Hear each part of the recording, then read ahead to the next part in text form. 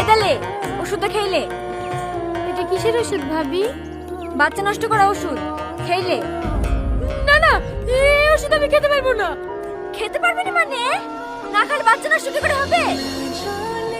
আমি আমার সাথে পৃথিবীর আলো দেখাবো। এই, তোর কি মাথা খারাপ হয়ে গেছে?